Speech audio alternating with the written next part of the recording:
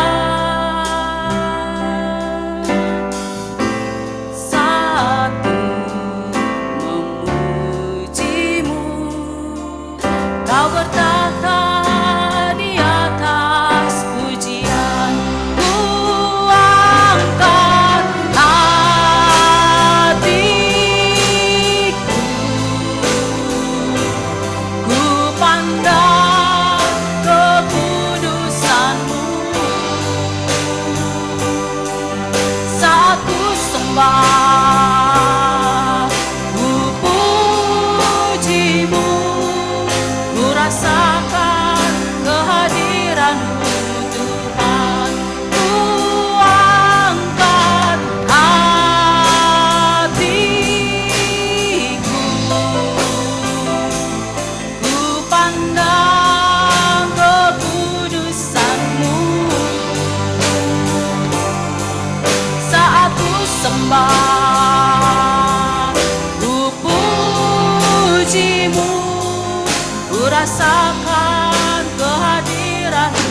Tuhan, ku angkat hatiku, ku pandang kekudusan-Mu,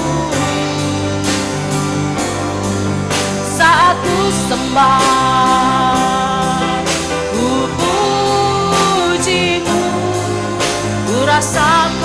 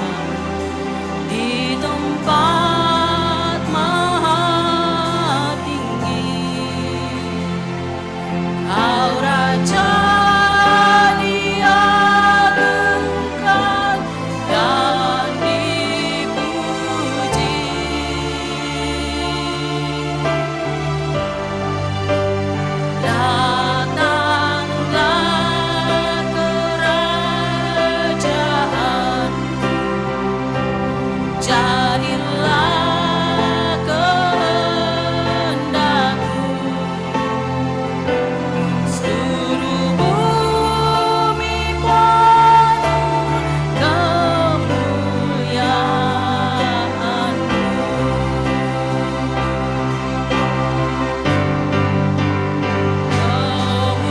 Kemuliaan bagi Tuhan di tempat maha tinggi.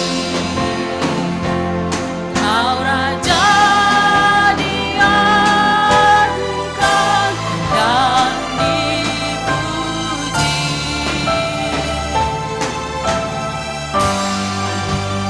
Datanglah kerajaan,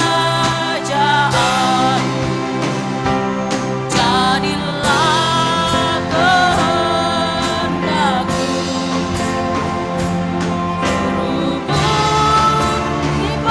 jemaat dipersilakan bangkit berdiri. Kemuliaan-Mu,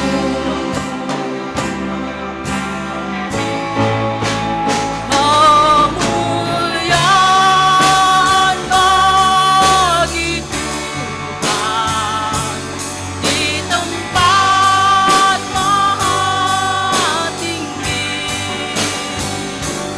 Kau Raja diagungkan dan dipuji.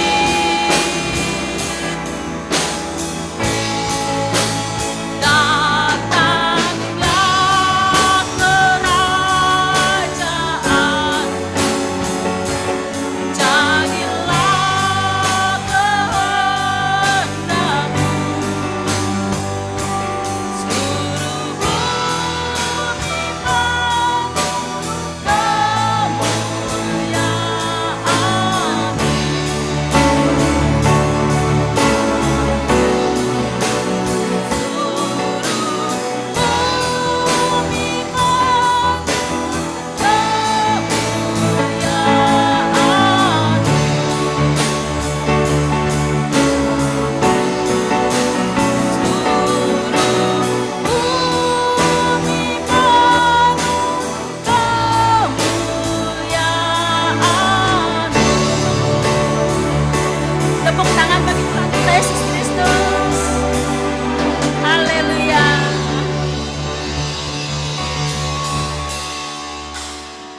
Masih semangat? Masih. Coba salam kiri kanannya, kamu diberkati. Kamu diberkati. Tuhan, kami ingin memuji dan memuliakan nama-Mu lebih lagi Tuhan Yesus. Berkati kami Tuhan Yesus di dalam nama Yesus. Haleluya. Amin.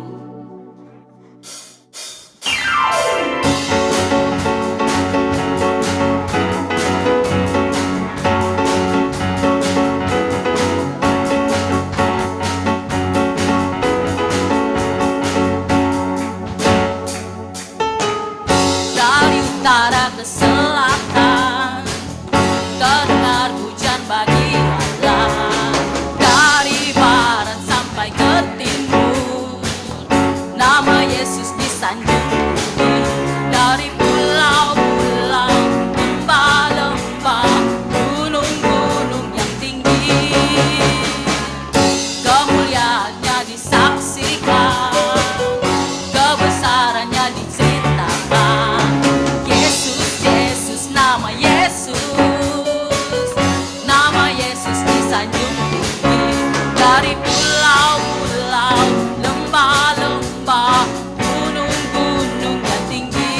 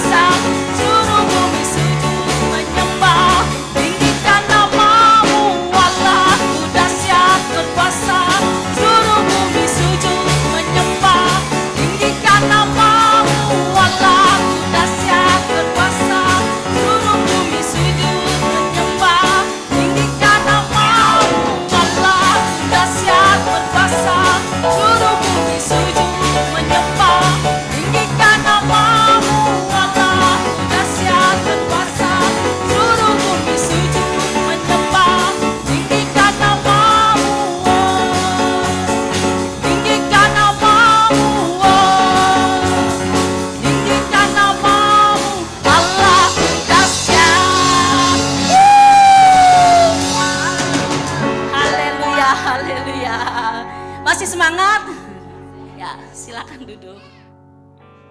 Tuhan, kami ingin mendengarkan firman-Mu Tuhan Yesus. Tuhan, pelihara hati kami Tuhan Yesus, jaga hati kami dan pikiran kami Tuhan agar tetap fokus kepadamu Tuhan, agar kami bisa mendengarkan firman-Mu Tuhan Yesus, karena firman-Mu pelita bagi kakiku dan terang bagi jalanku. Haleluya.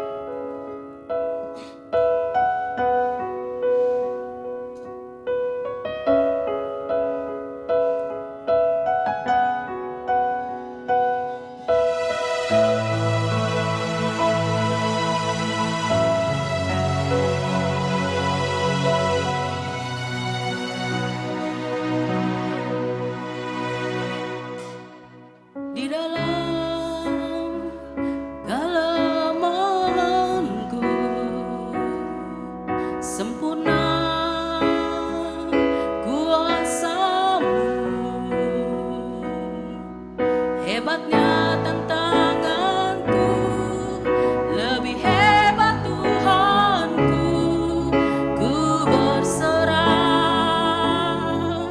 kepadamu yang membelah laut, yang teduhkan badai, yang mustahil pun terjadi karena kuasa yang pegang hidupku, yang buka jalan bagiku.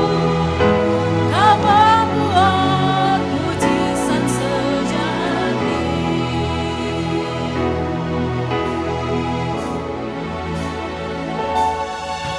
Di dalam kelemahanku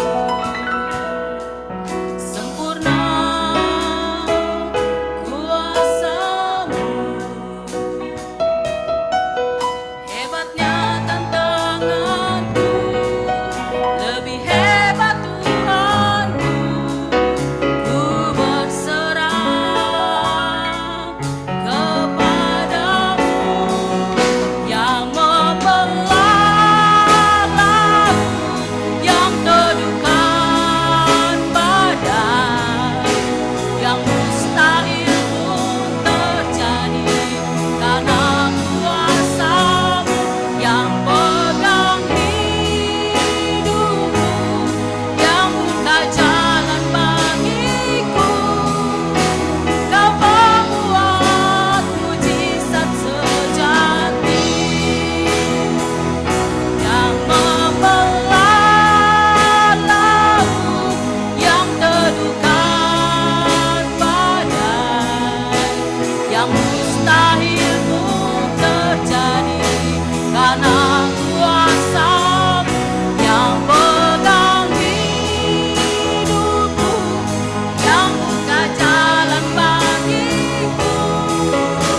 Kau membuat mujizat sejati.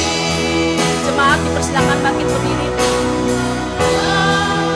Laut yang teduhkan badai, yang mustahil pun terjadi karena kuasa-Mu, yang pegang hidupku, yang buka jalan bagiku. Kau membuat mujizat sejati. Kau membuat mujizat sejati. Kau membuat mujizat sejati.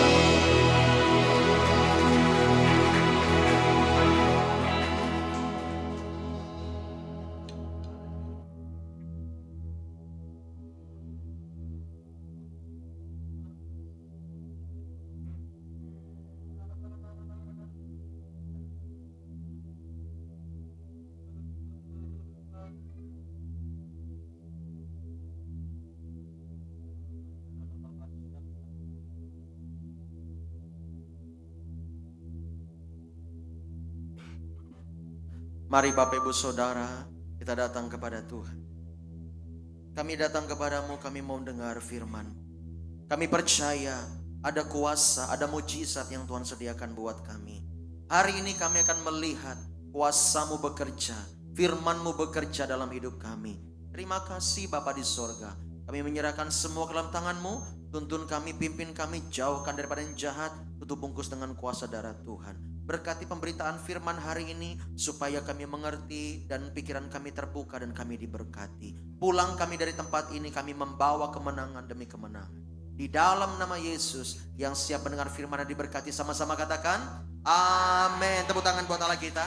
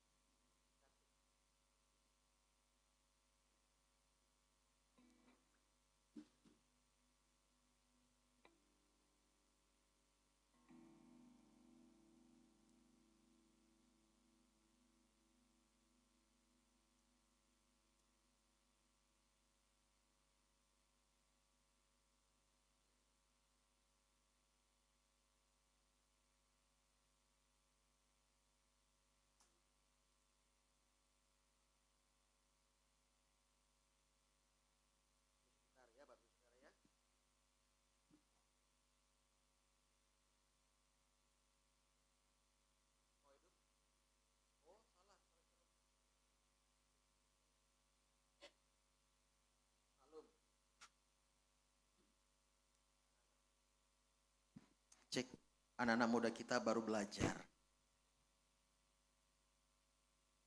Ya, nanti lama-lama mereka akan jadi profesional, amin. Sudah ada gemuruh, jadi sudah hidup. Oke, shalom, selamat pagi semuanya. Bagaimana kabar hari ini? Ya, ini mungkin terlalu low ya.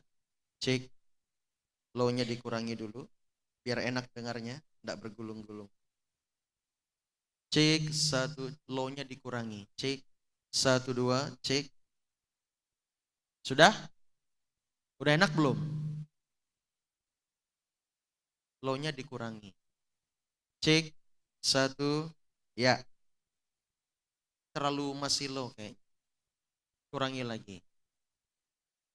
Cek, low mid-nya gimana?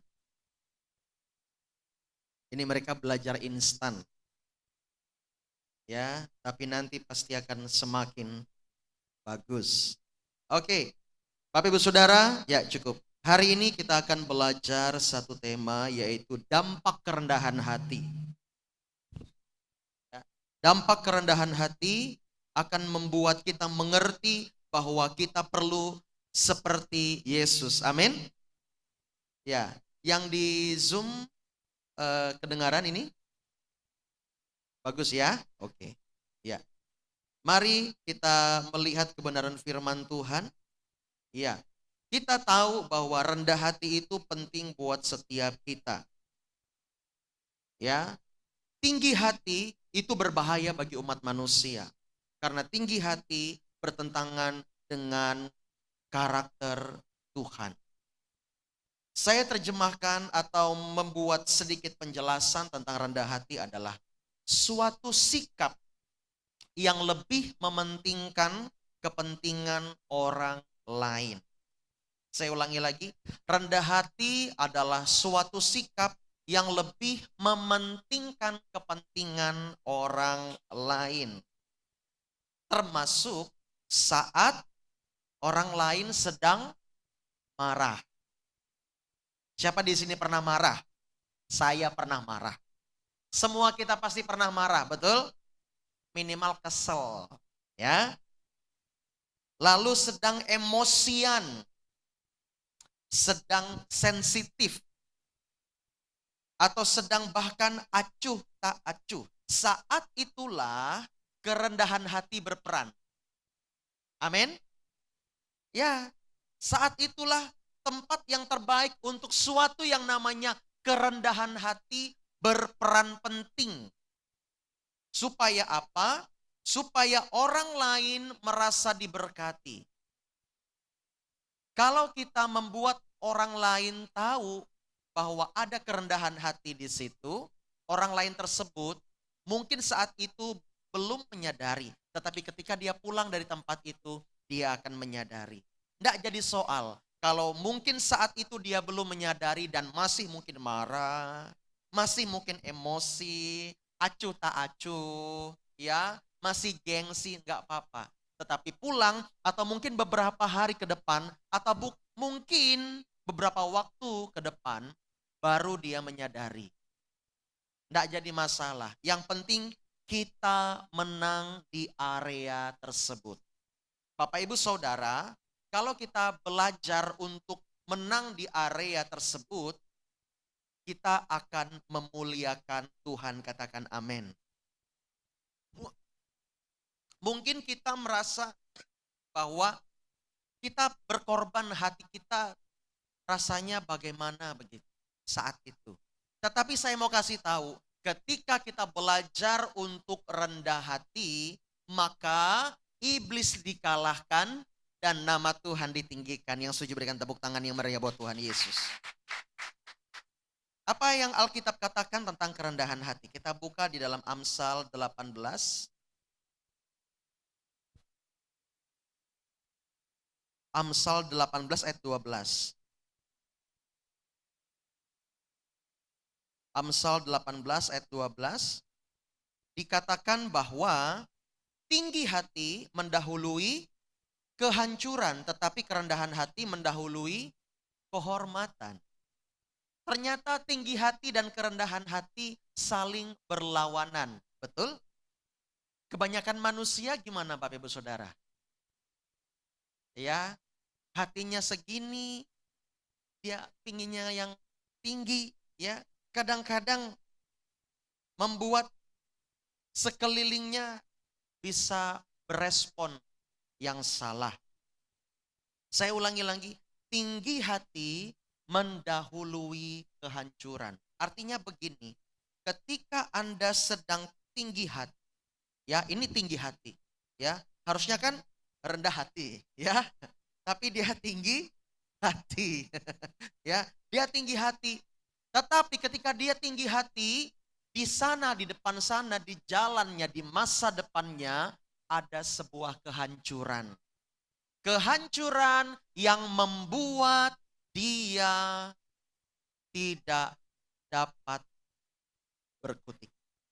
Kehancuran tersebut akan membuat dia terdiam. Kenapa tinggi hati mendahului kehancuran? Kita bandingkan. Ini kita harus tahu, kalau ada tinggi hati dan firman Tuhan sudah berkata, tinggi hati mendahului kehancuran. Saya mau tanya, bandingkan dengan pekerjaan setan. Pekerjaan setan apa? Untuk membunuh, membinasakan, dan menghancurkan. Oleh sebab itu, orang yang atau anak-anak manusia yang tinggi hati, dia sama posisinya dengan iblis. Iblis datang, kata Yesus, untuk membunuh, mencuri, membinasakan. Adakah setan datang untuk memberi hidup? Kalau kita orang benar, kita pasti tahu. Setan datang, pekerjaan setan hanya untuk menghancurkan. Lihat, kehancuran ada ketika orang atau umat Tuhan tinggi hati. Kalau hari ini kita menyadari bahwa kita tidak boleh tinggi hati, segera bertobat, katakan amin. Ya, hamba Tuhan pun harus bertobat setiap hari. Ya, kami sebagai hamba Tuhan tidak boleh tinggi hati. Amin. Ya, kalau ada orang yang kami doakan disembuhkan, kami layani mereka mengalami perubahan hidup, kami harus berkata, semua itu karena Tuhan, bukan karena kami. Kami hanya menjadi alatnya. Sedangkan ketika setelah melayani, kami pun harus berkata, kami adalah hamba-hamba yang tidak berguna. Kalau kita mau bersuka cita, karena apa? Saya ajarkan. Karena namamu sudah tercatat di dalam kitab kehidupan. Katakan amin. Ya, kerendahan itu penting supaya kita tahu bahwa kalau kita tinggi hati, di depan sana ada kehancuran yang menanti. Tetapi kalau kita rendah hati, ya mungkin awalnya kita tinggi hati. Tetapi akhirnya ya Tuhan saya bertobat, saya mau berubah dan ketahuilah di depan sana ketika engkau berjalan, maka kehormatan menantimu. Yang setuju katakan amin. Berikan tepuk tangan yang meriah buat Tuhan Yesus. Ya, saya harap yang di Zoom, yang di online tetap semangat ya. Ayat selanjutnya dalam Amsal 29 ayat 23. Amsal 29 ayat 23. Berkata bahwa keangkuhan merendahkan orang, tetapi orang yang rendah hati menerima pujian. Katakan pujian. Kalau kita melihat orang yang angkuh itu kan orang yang sombong. Dia yang paling hebat, dia yang paling berguna, dia yang paling dinanti-nanti. Orang itu merasakan seperti itu. Namun di sini dikatakan keangkuhan merendahkan orang. Tetapi orang yang rendah hati menerima pujian. Saya percaya dan yakin kita semuanya pasti mau menerima pujian. Amin. Ya, daripada kita menerima direndah-rendahin ya, oleh karena kita angkuh. Tapi kalau kita merendahkan hati, kita pasti menerima pujian. Ada suatu ketika hamba-hamba Tuhan kumpul ya, mereka saling menunjukkan prestasi. Wah, menunjukkan prestasi ya. Dan saat itu hamba Tuhan satu berkata, wow kami KKR, itu orang tumbang semua. Tidak terima hamba Tuhan satunya kan, oh kami KKR, orang-orang yang kerasukan terbang. Ya saya melebih-lebihkan, walaupun memang ada yang terbang ya, selain binatang-binatang sih yang terbang waktu itu. Ya.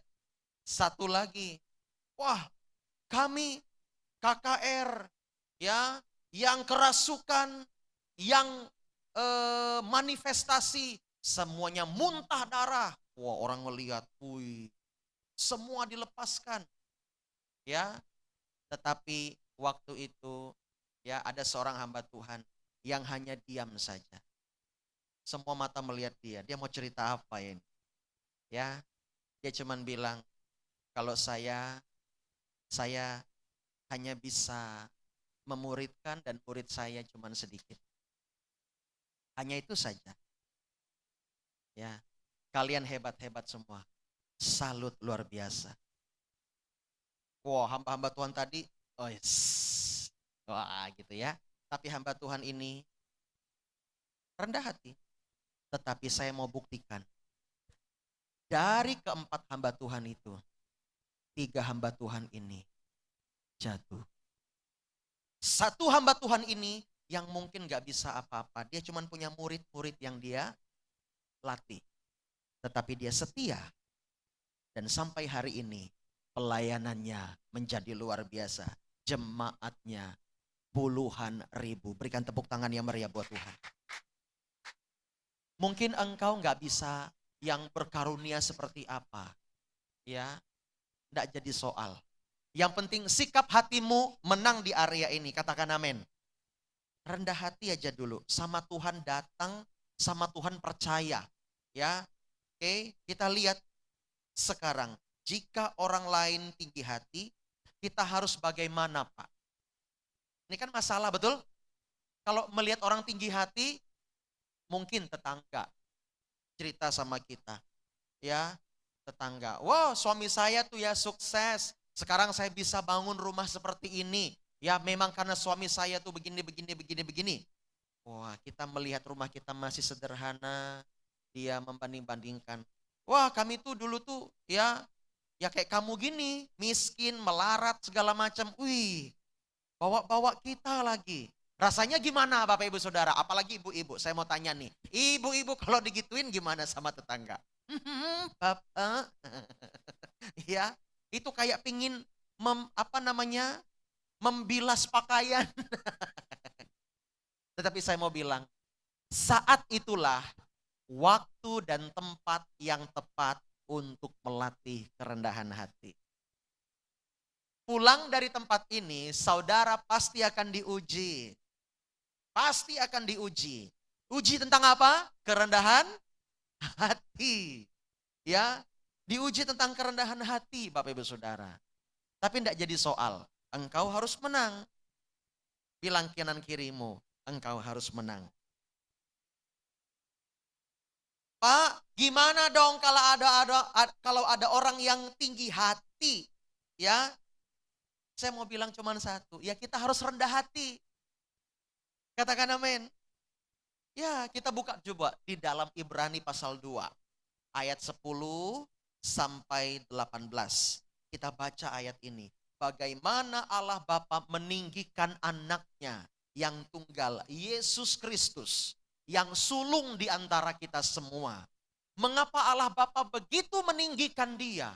Padahal Allah Bapa yang mengutus dia untuk berkorban bagi kita. Tetapi Allah Bapa meninggikan Yesus lebih daripada yang lain. Kita buka, kita baca sama-sama yuk. Mungkin giliran kali ya. Kita baca saya ayat 10, Bapak Ibu Saudara ayat yang ke-11. Nampak dari jauh? Dari Tangkiling nampak? Nampak ya? Oke. Ya, standar kita adalah Tangkiling ya. Karena ada kebun kita di sana. Oke, kita lihat. Saya baca dulu. Sebab memang sesuai dengan keadaan Allah yang baginya dan olehnya segala sesuatu dijadikan. Yaitu Allah yang membawa banyak orang kepada kemuliaan. Catat baik-baik. Allah yang membawa banyak orang kepada kemuliaan. Juga menyempurnakan Yesus yang memimpin mereka kepada keselamatan dengan penderitaan. 11, Bapak Ibu 23.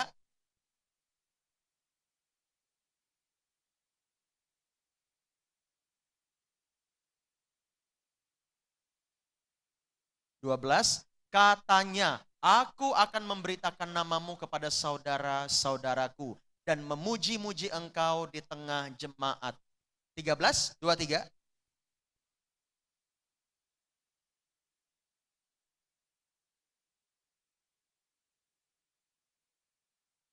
14, karena anak itu adalah anak-anak dari darah dan daging, maka ia juga menjadi sama dengan mereka dan mendapat bagian dalam keadaan mereka. Supaya oleh kematian Yesus, Yesus memusnahkan dia, yaitu iblis yang berkuasa atas maut. 15.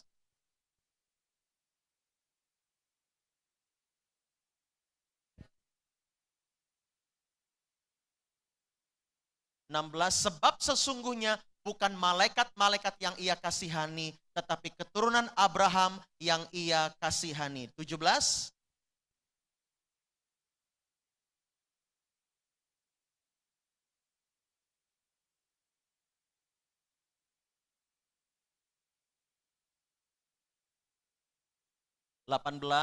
Sebab oleh karena ia sendiri sama-sama telah menderita karena pencobaan, maka ia dapat menolong mereka yang dicobai. Berikan tepuk tangan yang meriah buat Allah. Kita lihat ayat yang ke-17. Sebab itulah maka dalam segala hal Yesus harus disamakan dengan saudara-saudaranya, supaya ia menjadi imam besar yang menaruh belas kasihan dan yang setia kepada Allah untuk mendamaikan dosa seluruh bangsa. Setiap bangsa yang percaya kepada Yesus, orang tersebut akan diselamatkan. Katakan amin.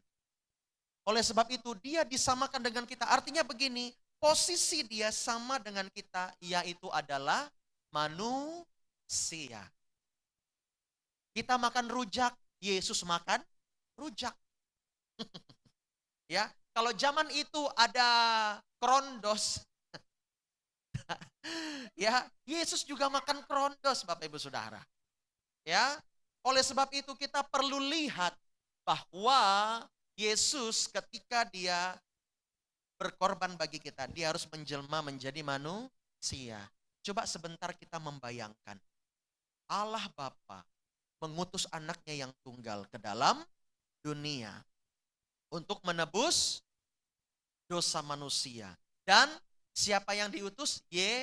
Yesus. Yesua Hamasia.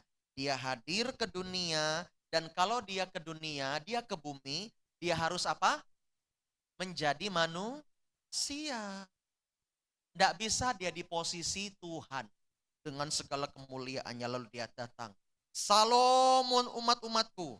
Atau enggak begitulah, dari bayi lahir, ya kan? Ada tiba-tiba, enggak usah lahir, tiba-tiba ada bayi yang penuh dengan kemuliaan.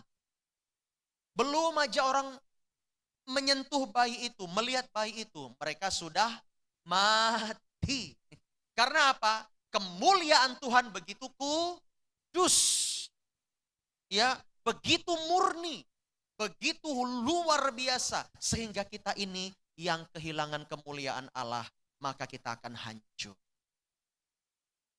Di sini harus kita membayangkan, sedikit mengimajinasi, oh ya benar. Kalau Yesus datang sebagai Tuhan, ya, sebagai Tuhan yang begitu mulia dengan semua kemuliaannya, habislah kita. Gagal rencana Tuhan, Allah Bapa. Betul enggak Bapak Ibu Saudara? Tetapi disinilah di mana ada masuk akalnya. Yesus harus menjadi manusia supaya bisa berkorban bagi setiap kita. Darahnya tertumpah, tubuhnya dicabik-cabik. Dan kita harus membayangkan bagaimana seorang bapak, seorang ayah melihat anaknya dibegituin. Siapa di sini punya anak? Boleh lambaikan tangan yang punya anak. Ya, yang punya anak. Saya mau tanya, kalau anak bapak ibu digituin, dicambuk orang, ditonjok, ditinju, ditikam, bagaimana? Cekakak cekikikang ngelihatnya? Tidak. Pasti kita akan bela, ya, kita lapor polisi, kita minta keadilan, betul enggak? Hajar tuh orang, ya, biar tidak ada banyak korban lain, betul enggak? Ya, tetapi Allah Bapa membiarkan anaknya yang tunggal. Ketika dia melihat anaknya mati di kayu salib, ketika itulah air mata Bapa menetes dan jatuh ke bumi. Saat itulah terjadi gempa bumi. Haleluya. Dan saat itulah seketika bait suci, di mana di dalamnya ada ruang maha kudus, ada tirai yang setebal 8 cm. Tirai kain itu tebal 8 cm, terkoyak dari atas ke bawah. Horden kita tebalnya berapa? Nggak sampai 1 senti, betul nggak? Hanya beberapa mili tipis. Tetapi itu 8 senti tebalnya. Bisa terbelah sendiri dari atas ke bawah. Nggak ada orang yang, ada seorang imam dari atas, cit gitu. Nggak ada begitu. Ya, oleh sebab itu, semua orang bisa melihat ruang maha kudus. Kalau kita mau datang kepada Tuhan, pakai nama siapa? Nama Yesus, katakan nama Yesus. Ya, kita lihat Yesus merendahkan hati di hadapan Bapa. Jangan heran kalau Bapa memberikan dia gelar imam besar. Hanya kepada dan hanya melalui Yesus kita dapat berdoa. Kita tidak berdoa melalui Maria, Ibu Yesus. Kita tidak berdoa melalui Musa, seorang nabi yang besar tersebut, yang membawa kebebasan bagi Israel setelah perbudakan 430 tahun. Kita tidak berdoa melalui Elia, yang bisa mendatangkan dan memberhentikan hujan.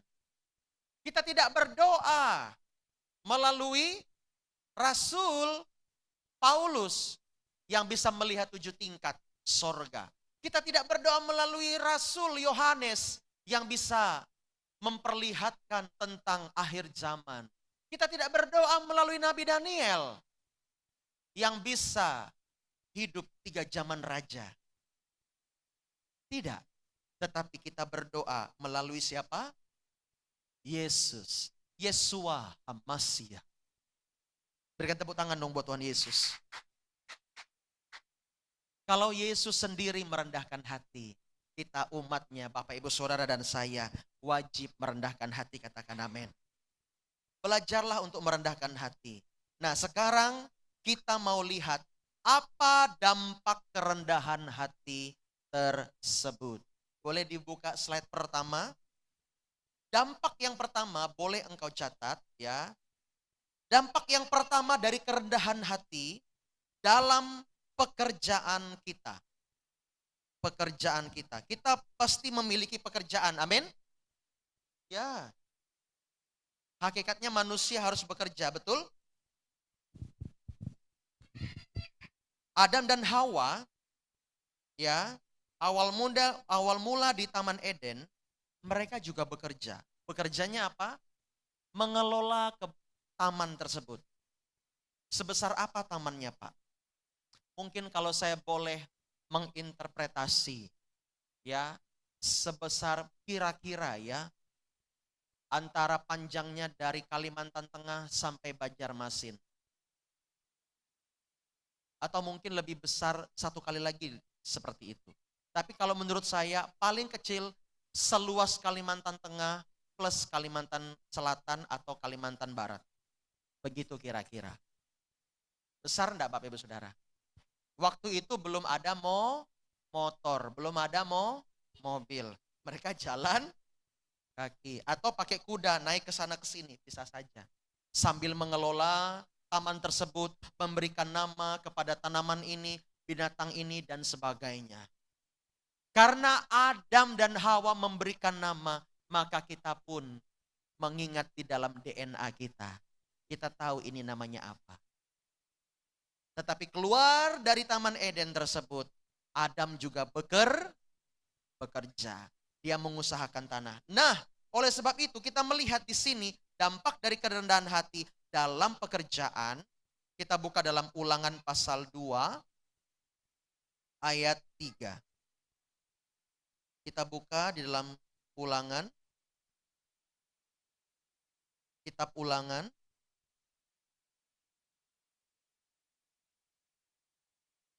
Pasal 8 ya. Sudah? Oke. Ulangan pasal 8 ayat yang ketiga saja. Ketiga ya. Saya bacakan. Jadi ia merendahkan hatimu, membiarkan engkau lapar dan memberi engkau makan mana yang tidak kau kenal. Dan yang juga tidak dikenal oleh nenek moyangmu. Yang membuat engkau mengerti bahwa manusia hidup bukan dari roti saja. Tetapi manusia hidup dari segala yang diucapkan Tuhan. Manusia bukan hidup dari beras, gabah, bumbu-bumbu, es krim, apalagi. Ya, tidak dari itu saja, tetapi esensinya manusia hidup dari setiap perkataan firman.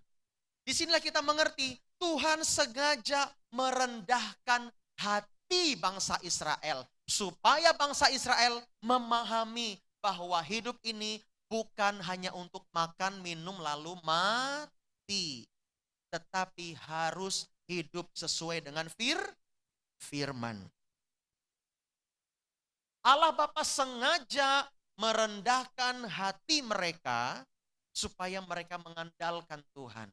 Kadang-kadang ya, kita ini kan bekerja boleh dibilang untuk penghidupan. Kita menerima salary atau gaji atau menerima upah. Itulah yang kita kelola untuk makan, minum, semua sandang, pangan, papan. Betul enggak Bapak Ibu? Ya kan? Ya. Kalau adakah Bapak Ibu Saudara bekerja berhari-hari rela enggak digaji? Ada. Wow. Ya, terlalu baik hatinya. Ya, tapi saya melihat di sini. Coba lihat kanan kiri. Coba lihat kanan kiri, lihat kanan kiri. Ya, wah ini wajah-wajah yang memerlukan uang. Iya kan? Kita perlu uang. Kita bekerja supaya kita menghasilkan pendapatan. Ya.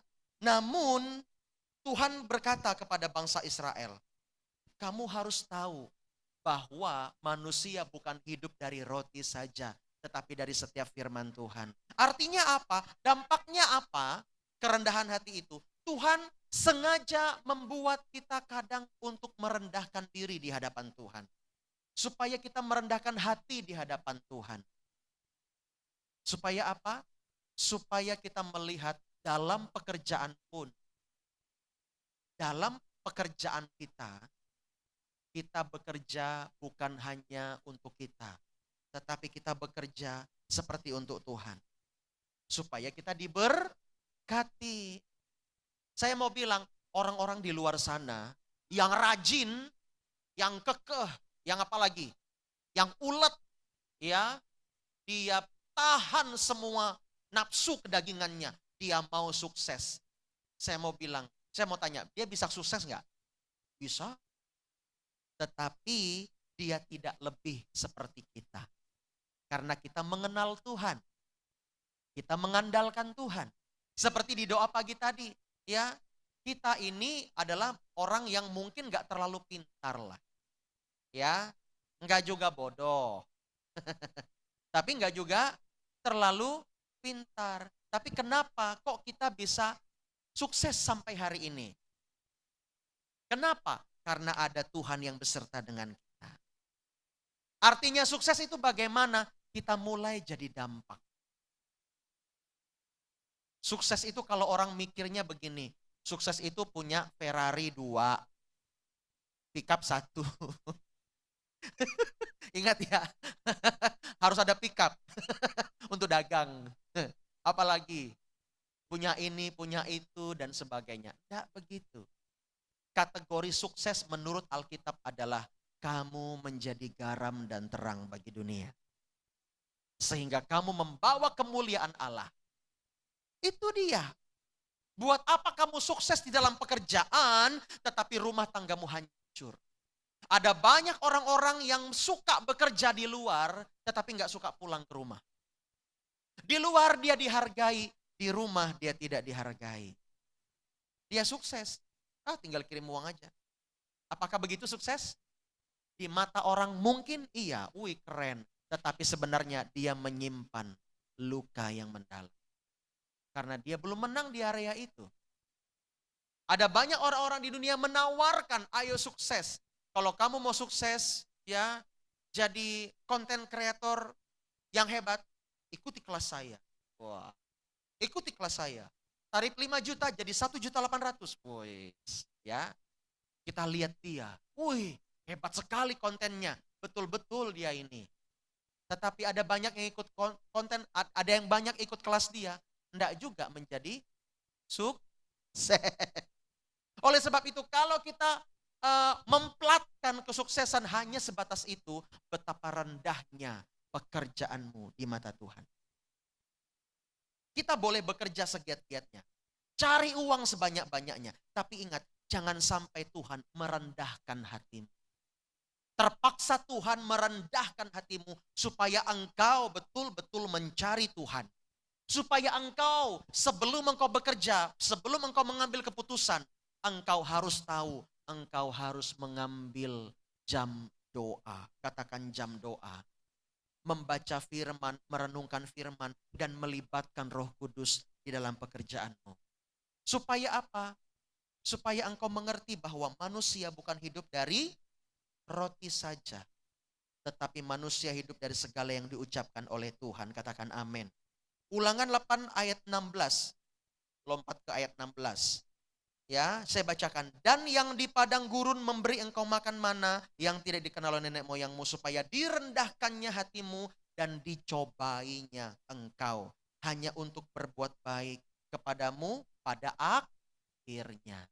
Ketika Tuhan mencobai kita, ya, maksudnya mengizinkan pencobaan itu datang. Namun ketika Tuhan menguji hati kita, supaya kita mendapat kebaikan daripada Tuhan. Saya mau ulangi lagi, ya. Ketika ada situasi yang tidak enak, situasi yang mungkin ingin membuat engkau emosi, marah, membalas, saat itulah ingat baik-baik waktu dan tempat yang terbaik untuk melatih yang namanya kerendahan hati. Memang kalau sesuatu yang diperbesar itu rasanya direnggangkan itu rasanya sakit, di stretching, ya. Di stretching itu rasanya sakit. Tetapi kalau dia sudah besar, dia akan menolong kehidupan kita dan banyak orang. Kita lihat Bapak Ibu Saudara di dalam ayat lagi, ya. Mazmur 22 ayat yang ke-7. Mazmur 22 ayat yang ke-27, ya. Mazmur 22 ayat yang ke-27. Bisa dibuka? Ya. Kita baca sama-sama, 2, 3. Orang yang rendah hati akan makan dan kenyang. Orang yang mencari Tuhan akan memuji-muji Tuhan. Biarlah hatimu hidup untuk selama-lamanya. Saya mau tanya Bapak Ibu Saudara, ya, suka makan cukup kenyang atau makan seiprit atau bagaimana? Pasti kita semua rata-rata pingin kenyang. Biar kita bisa tidur, biar kita bisa bekerja dengan konsentrasi, betul ya? Tetapi saya mau bilang, orang yang rendah hati akan makan dan kenyang. Artinya apa? Tuhan menjamin kehidupan dia. Tuhan menjamin kehidupan Bapak Ibu Saudara. Yuk sama-sama kita belajar rendah hati supaya berdampak di dalam pekerjaan kita. Dalam pekerjaanmu belajar untuk rendah hati. Kalau kamu punya bos, ya dengarkan dia. Kalau kamu punya pemimpin, dengarkan dia. Dalam pekerjaanmu, dalam situasimu, ya. Kita ini kalau kita newbie, tahu newbie ya, ya baru-barulah. Ya, jangan kita sok-sokan untuk memimpin, jangan. Biarkan bos kita, ya, bos kita itu, leader kita itu memberikan masukan demi masukan. Mungkin kita punya ide, biarkan itu. Tidak semua kita harus kasih tahu orang. Saya mau kasih tahu begini, ya, kalau kita punya ide kreatif, kalau boleh nih di dunia sekuler, ini kan dunia sekuler ya kita berbicara. Jangan semua-muanya kamu lampiaskan. Apalagi anak-anak muda. Oh Pak, saya punya ide Pak. Biar perusahaan kita maju Pak. Begini, begini, begini. Bosmu pasti, bagus. Oh ya, bujur lah, bujur. Ya, bujur lurus. Iya, setuju dia kan? I agree with you. Wow, you are a great leader. Wow, dipuji-puji. Tetapi saya mau kasih tahu, belum tentu idemu direalisasikan. Belum tentu idemu dihargai. Berikan waktu kepada pemimpinmu untuk memimpin. Itu caranya di dunia sekuler. Berikan waktu kepada dia untuk memberitahukan kepada kamu. Kamu tuh ya kalau marketing jangan begitu. Tapi kan ini kan memang seperti ini biar bagus. Saya baca begini-begini. Ya, dia bilang begini. Itu berbeda di sana di dunia barat. Ini di Kalimantan Tengah. Gak begitu marketingnya. Dengarkan dia. Dengarkan saja. Sekalipun idenya itu gak masuk akal. Dengarkan saja. Berikan waktu kesempatan untuk dia berorasi kepada kamu. Ketika sudah tiba saatnya, dia akan melihat bahwa kinerja kamu hebat luar biasa. Amin. Ya, biarkan dia untuk terus berorasi. Untuk terus berorasi. Untuk terus memimpin kamu. Meskipun mungkin gak masuk akal. Tetapi suatu saat, ketika tiba saatnya, dia akan mandek. Dia akan mandek dan kamu akan berperan di situ. Kamu akan berperan di situ. Amin. Ide-ide kamu akan dilihat bukan oleh hanya GM kamu, general manager kamu, tetapi oleh presidirnya langsung. Tahu presidir? Presiden direktur. Nah, ini yang kalau suka nonton film Korea pasti tahu. Presidir. Ya. Bapak Ibu Saudara, harus kita mengerti bahwa orang yang rendah hati akan makan dan kenyang karena dia merasa Ya mungkin dia tidak bisa. Dia merasa idenya terbatas. Dia merasa tidak lebih dari orang lain. Sehingga hatinya lebih tenang. Betul enggak? Tapi kalau kita merasa lebih tinggi dari orang lain, saya mau kasih tahu, kita akan jaga hidup kita.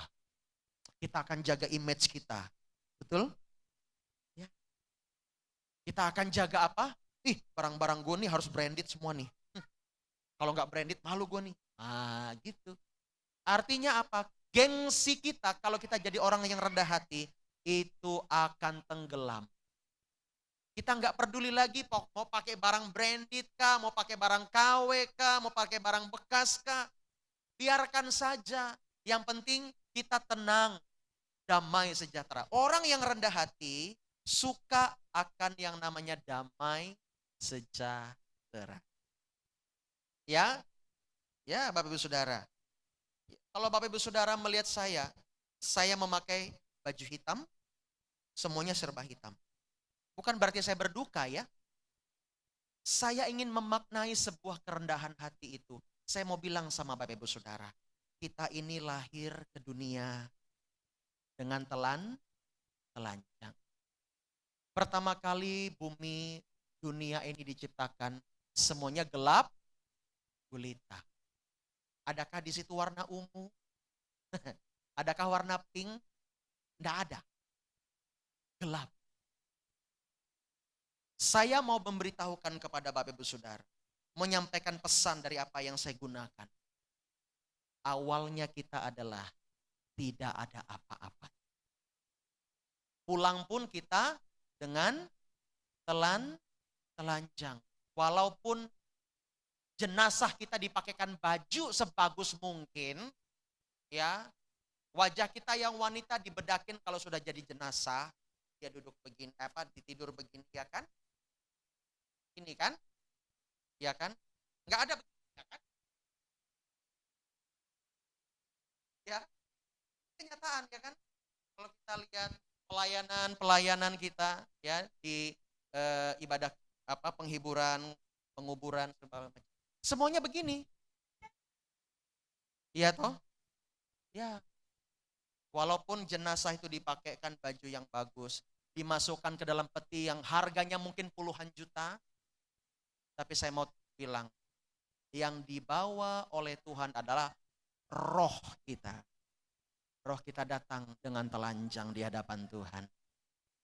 Ya, mari sadari bahwa kita perlu rendah hati. Kita ini orang yang tidak ada apa-apanya. Mungkin kita juga orang yang tidak punya. It's okay, enggak apa-apa. Yang penting kita menang. Bahwa kita tahu kita harus serupa dengan Kristus. Mengosongkan dirinya. Amin. Mengosongkan dirinya. Ya.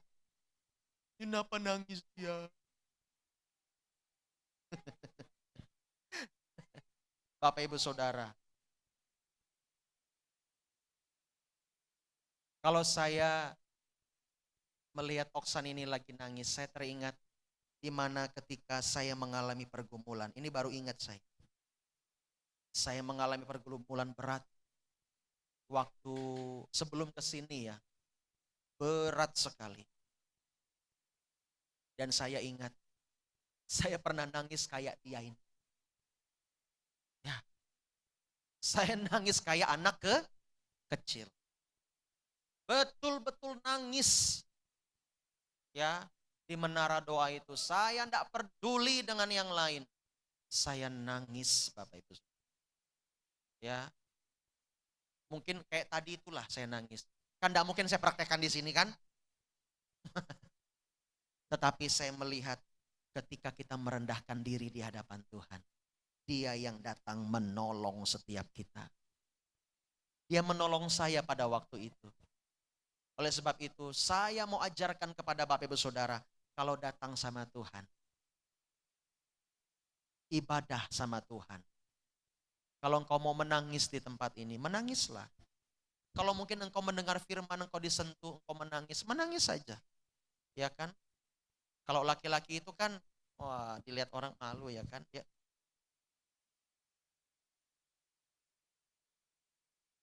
Betul nggak? Laki-laki, wow. Tapi kalau wanita, kebanyakan ya nangis saja dia. Ya enggak apa-apa, enggak jadi soal. Ini rumah Tuhan, katakan amin. Tuhan tahu tangisanmu.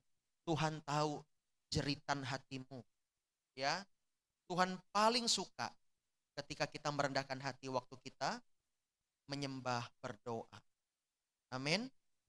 Ya, ya, kita harus rendah hati supaya Tuhan mudah memberkati kita. Dan kalau kita lihat ayat tadi, orang rendah hati akan makan dan kenyang. Orang yang mencari Tuhan, artinya dia juga rendah hati, akan memuji-muji dia. Artinya apa? Kalau kita menjadi orang yang rendah hati, kita akan puas dengan pekerjaan kita. Walaupun pekerjaan kita sederhana, kita akan puas. Puas bukan karena memuaskan orang lain, tetapi puas karena ada Tuhan di dalam pekerjaan kita, katakan amin. Ya, kalau kita selalu bilang, aku nggak puas dengan pekerjaanku, aku nggak puas dengan... Hati-hati dulu. Lihat kebaikan Tuhan, bagaimana Tuhan menyertaimu. Ketika kita puas dengan Tuhan, kita harus banyak bersyukur. Yang kedua, dampak dari kerendahan hati dalam bidang apa? Karir.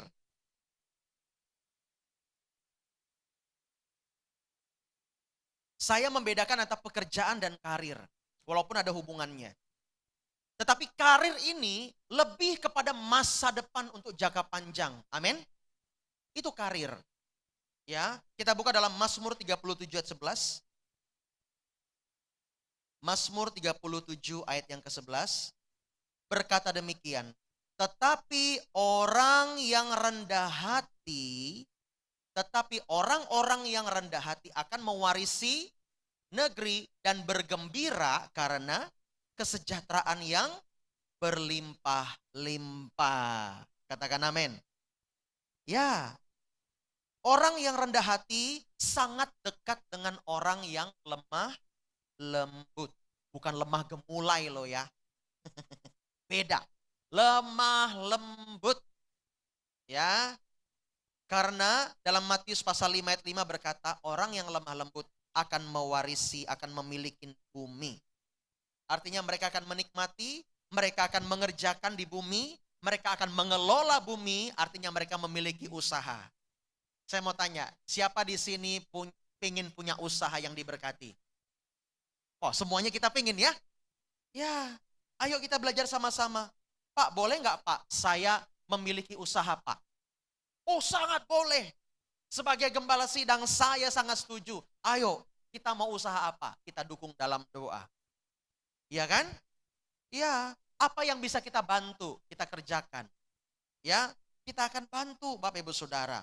Kita akan lakukan itu supaya Bapak Ibu Saudara bisa naik. Taraf hidupnya juga bisa naik. Tapi ini masih rencana Pak Pendeta. Ya. Oh iya, kita berdoa dulu. Pengen punya apa? Saya pengen punya salon. Salon apa? Salon manusia. Bagus. Di sini salon binatang hampir tidak di. Loh, kamu mau bawa RW untuk di salon. Keburu dikrek. Beda. Orang Dayak jangan dipaksa untuk yang seperti itu Bapak Ibu Saudara ya. Bagaimanapun ya mereka sudah mengklaim itu kearifan lokal. Ya terserahlah bagaimana negara mengaturnya. Tapi saya mau bilang, kalau engkau ingin punya salon, wah ayo. Ya, kita dukung dalam doa, kita akan urapi tempatnya, kita akan motivasi terus supaya terus berjuang, ya. Jangan sampai gagal di tengah jalan. Nah, di sini dikatakan orang yang rendah hati akan mewarisi negeri dan bergembira karena kesejahteraan yang berlimpah-limpah. Kalau nanti ada buka salon, yang lainnya membanding-bandingkan, mungkin customer datang. Ya, habis digunting rambutnya, dia lo bilang, boleh kita tanya, bagaimana Bu? Sudah digunting? Sudah? Gimana Bu? Bagus kah? Suka kah? Ya, pasti ibu-ibu kan? Ya kan begitu kira-kira, ya kan? Atas, bawah, semua dia cek. Matanya menjelajah seluruh bumi. Melihat, dia bilang, bagus sih tapi agak kurang gini ya. Bahkan kalau dia bilang, beda sama salon di sana ya, dia tahu selera saya begini-begini. Jangan marah kalau digituin. Jangan apa? Jangan marah. Kebanyakan apa? Oh, bagus ya di sana ya. Kenapa nggak di sana aja, Bu? Wah, nggak usah begitu. Ya, saya ingat nih, Deborah nih mau buka salon katanya. Ya, yang penting jangan salon RW ya. Ya, salon manusia lebih laku. Ya, jangan marah. Oh, bagus ya Bu di sana ya. Ya Bu, wah luar biasa Ibu nih. Ternyata Ibu punya daya penglihatan yang selera yang tinggi sekali. Oh iya dong, ini. Saya yakin ketika engkau mengalihkan perhatiannya, dia akan balik lagi ke kamu. Dia akan balik lagi ke kamu. Contoh saya pernah dikritik sebuah musik, ya. Wah ini musik kamu ini terlalu ribet, ya. Yang santai-santai aja, menang kok kita, ya kan. Musik kamu ini nggak nyambung, gini. Tapi saya tetap lakukan bagian saya sebagai seorang arranger. Dan ini mainannya nasional, melawan provinsi ini, melawan provinsi ini, melawan provinsi ini. Selama saya dapat kepercayaan, dia bilang, lanjutkan saja Pak Alfa. Siap? Kita lanjutkan, kita latih, puji Tuhan. Kita juara 1 nasional. Walaupun orang mengkritik, tetapi kita nggak marah. Oh ya Kak Pak, baik Pak, coba nanti kita revisi ya Pak ya. Kita lihat yang lain mereka bagaimana. Ya begitu, akhirnya dia balik lagi manggil, Nggak usah marah, amin. Ya, gereja kita mau dibilang, ya, aduh gereja ini nih begini. Ya terima kasih. Kita sama-sama memuji menyembah Tuhan di tempat ini. Amin Bapak Ibu Saudara. Ya belajar untuk rendah hati. Ya belajar untuk rendah hati. Sama-sama kita belajar. Ingat baik-baik, kalau kita rendah hati, karir kita akan panjang. Karir kita akan semakin meningkat. Karena di sini ayat ini berkata akan mewarisi negeri. Siapa di sini mau punya tanah banyak di sini? Saya mau, ya, mau punya tanah yang diberkati. Saya mau belajar untuk rendah hati. Seperti itulah kira-kira. Kalau mewarisi negeri, artinya kita bisa mengelola banyak usaha, kita bisa mengelola usaha kita. Ya, kita buka lagi dalam 1 Petrus 5 ayat 6. 1 Petrus 5 ayat yang ke-6.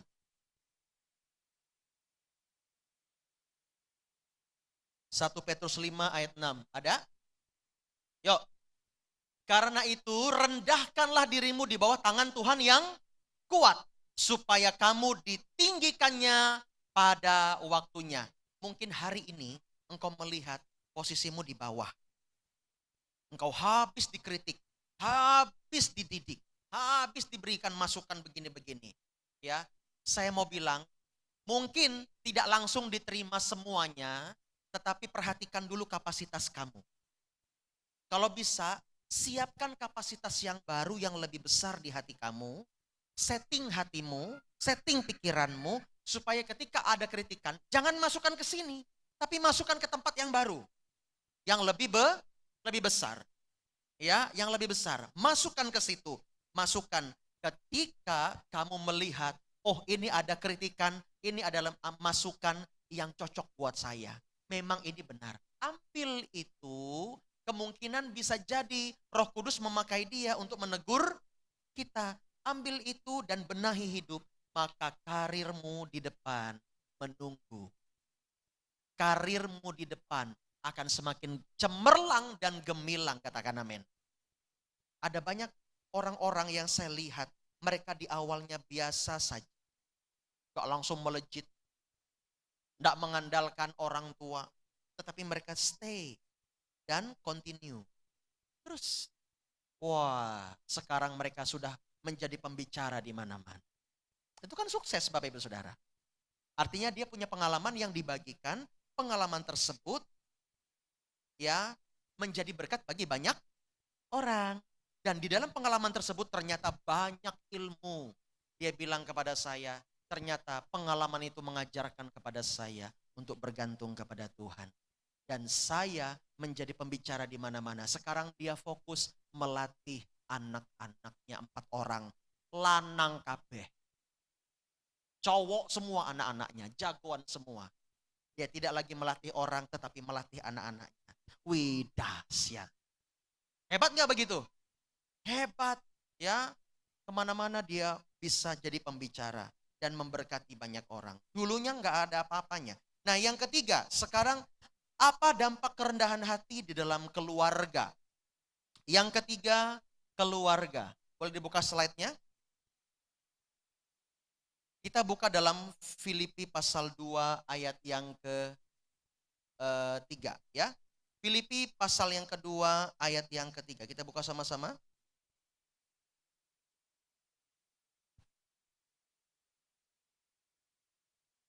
Ternyata rendah hati itu perlu di dalam keluarga.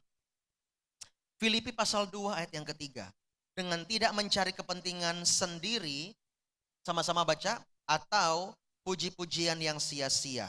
Sebaliknya hendaklah dengan rendah hati yang seorang menganggap yang lain lebih utama daripada dirinya sendiri.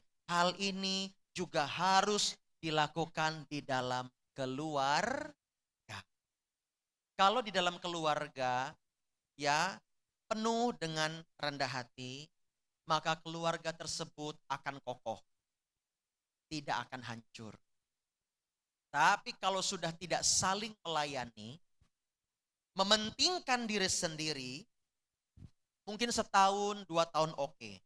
Tapi tahun yang ketiga, tahun yang kelima, bisa jadi bom waktu. Duar, meledak. Karena masing-masing pingin menang, pingin diperhatikan. Dia memiliki spirit yang nyedot. Nyedot. Sana sini nyedot. Di mana-mana dia nyedot. Dia udah kayak dompeng. Tahu? Nyedot terus. Nyedot emas di mana-mana, nyedot emas, nyedot perhatian. Terus suatu ketika apa yang dia pertahankan akan hancur. Orang yang selalu spiritnya menyedot, minta diperhatiin terus, nggak pernah mau memberi. Ya, dia akan membuat orang-orang lain capek ngadapin. Betul enggak? Iya kan? Harusnya kita memiliki spirit yang memberi. Firman Tuhan berkata, kalau kamu memiliki, maka kamu akan diberi. Tapi kalau kamu tidak memiliki, apa yang ada padamu akan diambil. Itu kata Yesus loh. Oleh sebab itu kita harus memiliki spirit yang memberi. Memberikan doa, memberi salam, memberi perhatian. Enggak selalu harus memberikan materi, betul ya? Memberikan dukungan, memberikan motivasi. Itu adalah orang-orang yang dekat dengan orang yang rendah hati. Selalu ingin memberi. Apa yang bisa ditolong? Kita tolong. Ya, enggak selalu harus dengan materi, tetapi dengan dukungan moral. Kita lihat lagi ayat selanjutnya. Di dalam Amsal 18 ayat 12. Amsal pasal 18 ayat yang ke-12. Tinggi hati mendahului kehancuran, tetapi kerendahan hati mendahului kehormatan. Kalau di dalam rumah tangga kita ini selalu tidak mau memberi kepada pasangan kita, maka apa yang kita bangun tidak akan lama. Tetapi kalau kita ingin selalu, apa yang bisa saya tolong? Saya tolong. Ya. Pastor Eni, istri saya, ya beberapa hari kemarin dia agak lemah. Dan saya paling suka nanya begini, apa yang bisa aku kerjakan? Ya, dia selalu, dia mungkin hampir nggak pernah bilang begini. Apa? Dad, tolong dong, kamu yang cuci baju, kamu yang ini. Selama saya menikah dengan dia, selama 10 tahun ini, ya, karena pernikahan kami pas pada saat Valentine Days. Ya, tanggal berapa itu? 14 Februari. Ya, hampir 10 tahun ini. Udah 11 tahun kali ya? 11 ya. Sampai lupa gua. Ya, syukur nggak dimarah sama dia. Biasa wanita itu lebih ingat daripada pria ya. Nah, selama saya menikah dengan wanita ini, ya, wanita yang spesial ini buat saya, dia nggak pernah bilang, kamu dong yang cuci piring, kamu dong yang ini. Ya, saya mau tidur, kamu yang ini. Nggak pernah. Dia selalu belajar menghargai dan menghormati suami. Makanya nggak salah ya kalau jemaat-jemaat ketika dia telepon, ketika orang itu telepon, mereka bisa nangis ngomong sama dia. Ya, tadi pagi ada seorang ya jemaat yang menelpon subuh-subuh habis doa api. Ya, menelpon. Dia bilang begini, "Iya, pastorku, Pastor Eni, hatimu begitu murni." Ya, saya sebagai suaminya, "Ih." Oh iya dong, ya kan? Ya, gak ada istri yang seperti dia buat saya, hanya dia satu-satunya. Wah, jadi saya melihat kemurnian hatinya. Ya, dia pun dalam pengelolaan uang, dia selalu bilang sama saya, "Kamu gimana? Cepat kasih ke Bu Kartini, cepat." Ya, oke. Ya, gitu. Ya, kita harus betul-betul detail kalau laporan itu. Dia orangnya jujur sekali. Ya, jadi saya tidak berani macam-macam. Ya, kalau saya berani macam-macam, bisa-bisa dihajar saya sama Tuhan. Nah, Bapak Ibu Saudara, ya, kemurnian hati itu penting. Gereja kita harus murni, katakan amin. Sebisa mungkin harus murni. Supaya apa? Kuasa Tuhan bekerja di tempat ini. Ibu itu ketika menelpon, dia menangis. Sama saya, kok enggak menangis? Oh, berarti saya kurang murni ya? Oke. Kritikan bagus buat diri sendiri. Betul enggak? Bagus kita mengkritik diri sendiri. Daripada kita ngomongin orang terus. Ya, ketika dia ngomong sama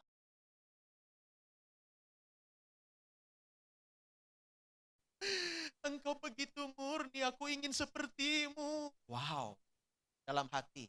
Wih, ini pengakuan bisa membuat sorga terguncang juga ini. Ya, saya berdoa biar istri saya panjang umur. Ya, karena gereja ini memerlukan orang-orang yang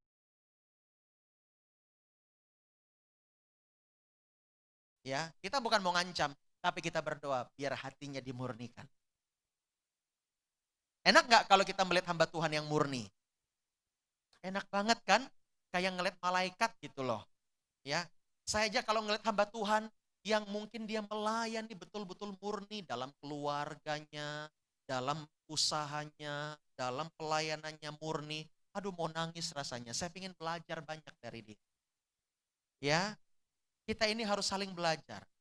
Saya juga belajar dari orang tua, saya belajar dari Pak Robi Bukartini, yaitu satu, kesepakatan. Nah itu, ya dari dulu saya belajar satu frasa itu, kesepakatan. Oh ya, siap. Ya. Oke, kita lihat di sini Bapak Ibu Saudara. Nah, di dalam kerendahan hati membuat keluarga tidak akan pernah hancur. Kalau suamimu lagi emosi, lagi marah, jangan dilibas. Jangan ya, jangan. Ya. Kalau istrimu lagi emosi, jangan juga terpancing. Ada satu kesaksian kan, artis si Asmiranda sama siapa suaminya? Apa? Jonas. Ya, ini ibu-ibu yang wanita yang Jonas gitu. Ya, sama si Jonas itu. Mereka dua kan lagi di interview sama VJ Daniel itu ya, si Daniel. Ya. Si Jonas bilang, "Saya pernah marah semarah-marahnya, bertengkar abis-abis sama si Asmiranda, ya, sama si Andah itu." Ini kan suami istri, tapi mereka Kristen, mereka percaya Tuhan, mereka anak Tuhan, mereka bisa bertengkar, mereka luar biasa bertengkar, sampai si istrinya itu nggak bisa berkutik, nggak bisa berbicara apa-apa lagi. Tapi ketika itu dia minta maaf Dan dia bilang, Anda berdoa untuk saya, doakan saya. Lalu istrinya mendoakan suaminya. Lagi masih bertengkar ini, masih emosi. Istrinya mendoakan dia. Ketika ada damai sejahtera, maka semua dia kesaksian. Satu persatu impian mereka diwujudkan. Satu persatu impian mereka diwujudkan sampai hari ini. Luar biasa enggak? Makanya suami jangan macam-macam sama istri yang berdoa. Kalau istrimu enggak berdoa, ajarkan dia berdoa. Amin. Ya, jadilah penolong bagi suamimu. Ya, dalam kerendahan hati itu kita perlu belajar, enggak instan. Supaya apa? Keluarga kita tidak dihancurkan oleh setan. Yang keempat, dalam pelayanan. Dampak dalam pelayanan, cepat saja. Kisah Para Rasul pasal 20 ayat 19. Kita banyak buka ayat Bapak Ibu Saudara, ya. Enggak apa-apa ya? Karena kita kan memang ibadahnya cuman sekali. Ya. Kisah Rasul pasal 20 ayat yang ke-19. Ada? Sudah? Kita baca sama-sama.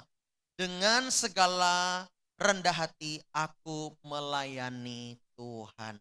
Dalam pelayanan itu aku banyak mencucurkan air mata dan banyak mengalami pencobaan dari pihak orang Yahudi yang mau membunuh aku. Perspektif Rasul Paulus begitu baik, begitu luar biasa. Dia berkata, aku banyak mencucurkan air mata dan aku juga dicobai oleh orang-orang Yahudi. Dia tidak berkata, aku dicobai oleh Tuhan. Enggak. Dia mengerti betul pencobaan itu bukan berasal dari Tuhan, tetapi dari manusia atau dari keinginan sendiri. Tetapi di ayat yang sebelumnya, ya, di dalam ayat yang ke-19 itu berkata bahwa dengan segala rendah hati aku melayani Tuhan. Dampak ketika dia melayani dengan segala kerendahan hatinya, kita melihat semua tulisan Rasul Paulus memberkati kita, katakan amin. Namanya kita kenang. Walaupun orangnya sudah tidak ada di bumi ini, tidak ada. Dia sudah di sorga. Ya. Kalau nanti tiba-tiba ada penglihatan, kita lagi doa, lalu Anda melihat, saya melihat penglihatan pastor. Lihat apa kau? Lihat Rasul Paulus lagi nyembah. Wah, hebat dia ya. Ya, jangan-jangan nanti Paulus melihat Paulus juga. Ya, Paulus itu sudah di sorga, tapi tulisannya begitu mengilhami setiap langkah kita, betul? Mari belajar melayani dengan kerendahan hati. Ya, supaya apa? Supaya kita menerima kemuliaan daripada Tuhan. Kita buka lagi dalam 2 Korintus 7 ayat 6. 2 Korintus 7 ayat yang ke-6. Tetapi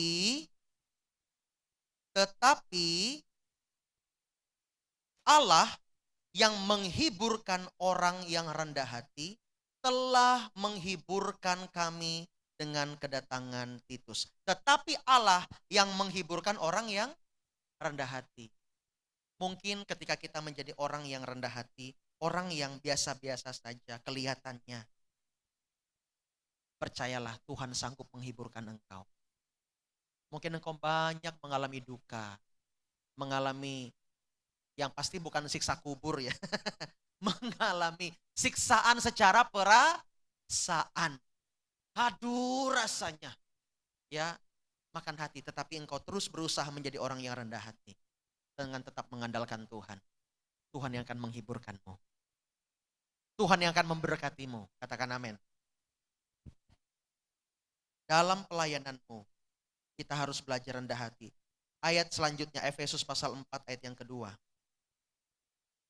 Efesus pasal 4 yang kedua. Hendaklah kamu selalu rendah hati, lemah lembut, dan sabar. Tunjukkanlah kasihmu dalam saling membantu. Ketika kita rendah hati, maka kita akan dekat dengan yang namanya lemah lembut. Ketika kita lemah lembut, akan membawa kita kepada kesabaran. Ya, dalam pelayanan kita ketika kita rendah hati, maka orang lain akan melihat buahnya. Amin. Ini yang berdiri di sini ini juga harus rendah hati. Jangan sampai tinggi hati. Ingat, kalau kita tinggi hati akan membawa kepada kehancuran. Ingat, kalau kehancuran pekerjaan siapa? Pekerjaan setan. Saya mau tanya, ayo jujur. Mudah atau sulit untuk menjadi orang rendah hati? Sulit ya Pak? Secara manusia. Oleh sebab itu, kami sebagai gembala selalu mengatakan, jangan lupa merenungkan dan baca firman. Supaya firman itu menghidupi hatimu, mengarahkan engkau kepada Allah. Dalam pekerjaan, dalam situasi apapun, engkau mengarahkan hatimu kepada Allah. Apapun orang lain katakan kepadamu, engkau yang terus berurusan dengan Allah. Dalam pelayanan, ini juga penting. Amsal 3 ayat 34. Amsal 3 ayat 34. Kita baca sama-sama, 2, 3. Apabila Allah menghadapi pencemooh, maka Allah pun mencemooh. Tetapi orang yang rendah hati, dikasihi, dicintai, diterima, bahkan diberikan upah. Mau enggak? Saya mau kasih tahu. Sebagaimanapun, seperti apapun orang menghina engkau, ketika engkau menjadi umat Allah yang rendah hati, ayat ini berlaku. Ketika dia mencemooh engkau, dia juga mencemooh Tuhan. Makanya kita jangan membalas jahat dengan jahat. Ingat ayat ini, kalau engkau melayani, apabila Tuhan menghadapi pencemooh yang mencemooh engkau, maka dia pun akan mencemooh orang itu. Tetapi orang yang rendah hati, yaitu Anda dan saya, dikasihinya, diberkatinya, diurapinya, diperlengkapi. Amin. Belajarlah untuk rendah hati. Orang yang rendah hati akan belajar tidak akan membalas yang jahat dengan jahat. Haleluya. Itulah dampak kerendahan hati. Bahkan kalau berarti ini berlaku juga ayat ini begini. Kalau ia menghadapi orang yang memberkati engkau, maka dia pun akan memberkati orang itu. Betul enggak? Sepadan kan? Oleh sebab itu, berkatilah setiap orang-orang. Menurut kemampuan kita, menurut kerelaan hati kita. Jangan dengan paksaan, berkati mereka. Tuhan yang beracara untuk membalaskan perbuatan kita, katakan amin. Apalagi kalau dia hamba Tuhan yang benar-benar perlu. Ya, saya itu rasa-rasa kayak punya sedikit hutang dengan seorang hamba Tuhan yang melayani di desa. Mungkin ini diingatkan, mungkin nanti Pastor ini bisa cari ya temannya yang dia itu suka posting, mohon maaf, dia suka posting kayak makan dengan nasi putih aja. Itu rasanya ya mungkin pernah kita tanya, cuman enggak direspon ya waktu itu ya. Mungkin dia lagi gak ada sinyal atau apa. Kita pernah tanya, mana nomor rekeningnya. Waktu itu kita masih menjadi full timer. Mungkin nanti bisa diingatkan lagi ya Pastor Eni ya. Cari itu namanya siapa, saya lupa ya. Temannya Pastor Eni waktu kuliah dan dia menggembalakan di kampung. Sebenarnya saya punya hati sekali untuk hamba-hamba Tuhan yang memerlukan. Sangat punya hati. Tetapi saya bilang sama Tuhan sambil menangis, Tuhan apa daya, saya tidak usaha seperti dahulu.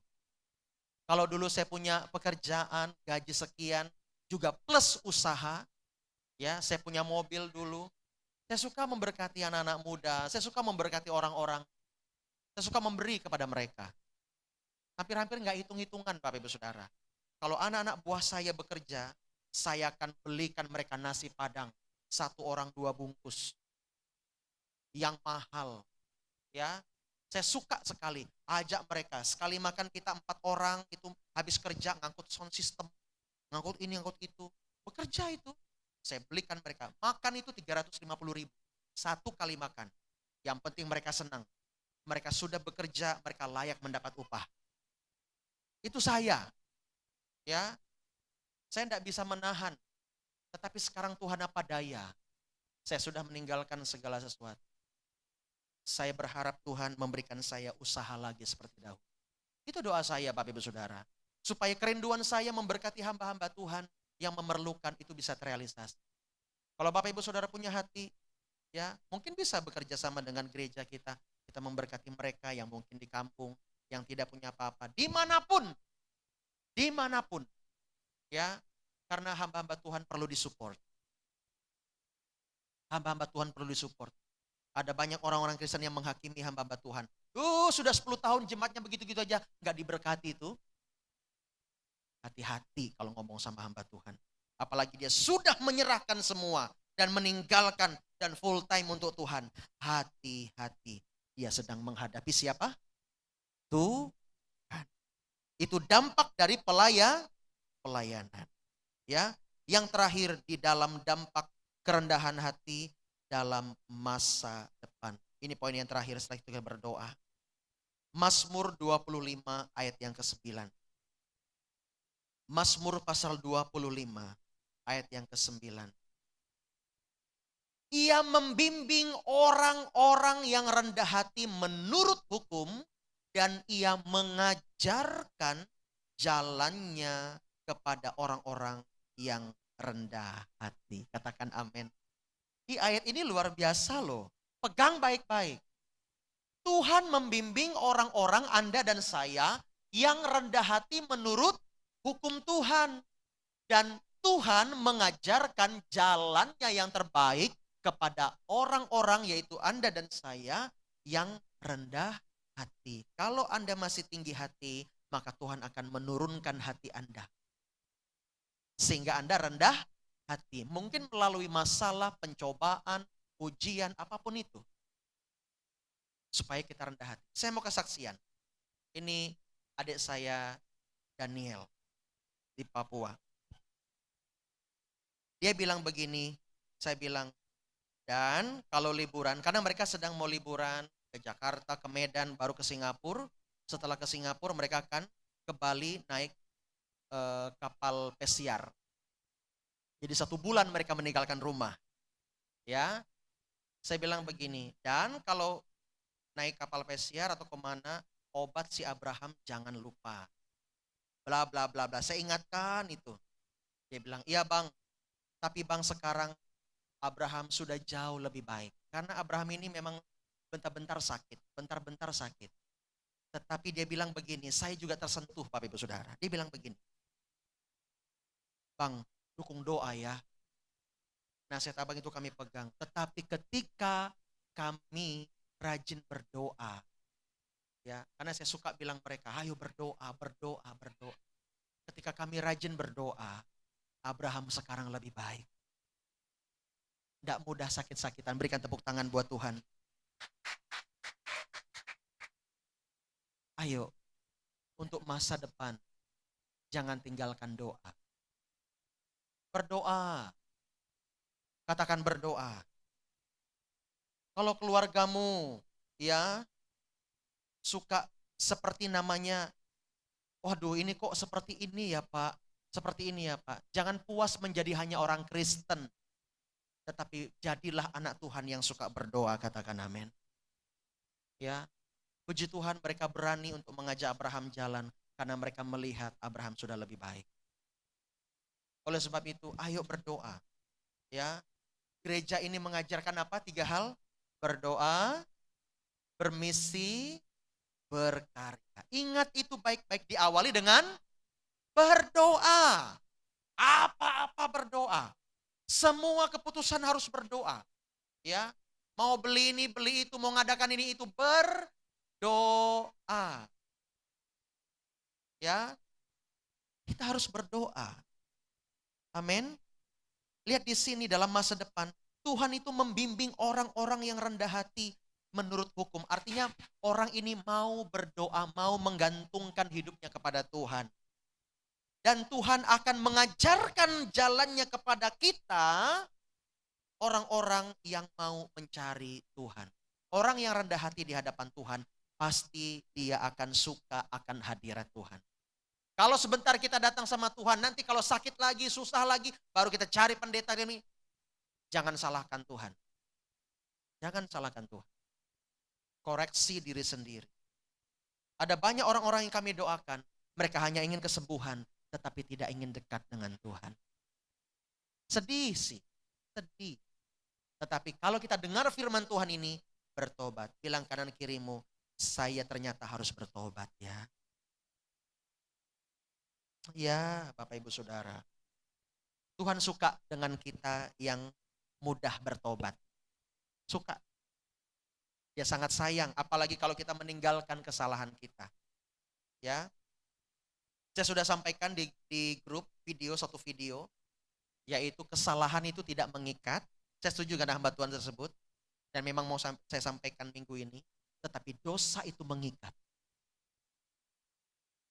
Dosa mengikat. Tetapi kesalahan tidak mengikat. Ya. Kita lihat di sini. Ayat yang terakhir. Amsal 15 ayat 33. Amsal 15 ayat 33. Saya bacakan dalam firman Allah yang hidup. Kerendahan hati dan hormat kepada Tuhan menjadikan orang bijaksana dan terhormat. Katakan amin. Ya. Coba kita buka aja deh ya. Amsal 22 ayat 4. Amsal 22 ayat yang keempat. Ganjaran kerendahan hati dan takut akan Tuhan adalah kekayaan, kehormatan, dan kehidupan. Kehidupan ini artinya, yang ketiga, kehidupan ini artinya adalah kita itu sehat. Kita itu kuat. Itu artinya kehidupan. Ada orang yang masih hidup tapi masih di ICU. Betul enggak? Masih hidup sih, tapi di ICU. Tetapi maksud kehidupan ini adalah kita bisa berdampak. Kita bisa bekerja. Itu kehidupan. Kehormatan, orang tersebut yang rendah hati di hadapan Tuhan tidak gila hormat, tetapi orang lain yang memberikan penghormatan. Katakan amin. Dan kekayaan, hebat gak firman Tuhan? Halo? Dalam masa depan Tuhan memberikan kekayaan yang luar biasa kepada orang yang rendah hati. Siapa di sini mau kekayaan daripada Tuhan? Saya duluan. Kekayaan daripada Tuhan tidak serta-merta langsung materi. No, tetapi adalah firman yang memberikan hikmat. Dan hikmat itu yang akan menjadikan engkau berkecukupan. Bahkan berkelimpahan dalam segala hal. Berikan tepuk tangan yang meriah buat Allah kita. Ayat terakhir, Zefanya pasal 2 ayat 3. Biar kita kenyang sama ayat firman ya. Zefanya pasal 2 ayat yang ketiga. Carilah Tuhan hai semua orang yang rendah hati di negeri, yang melakukan hukumnya. Carilah keadilan, carilah kerendahan hati. Mungkin kamu akan terlindung pada hari kemurkaan Tuhan. Tuhan akan memurkai dunia ini. Tetapi kalau kita menjaga hati kita, kita akan terlindung. Kita akan aman. Amin. Mari Bapak Ibu Saudara kita bangkit berdiri di hadapan Tuhan. Kita responi firman Tuhan.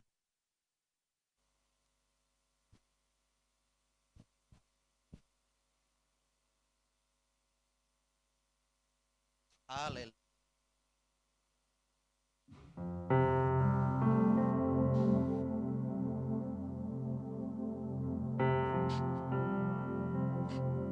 Terima kasih Tuhan. Mari arahkan hatimu. Arahkan hatimu hanya kepada Tuhan.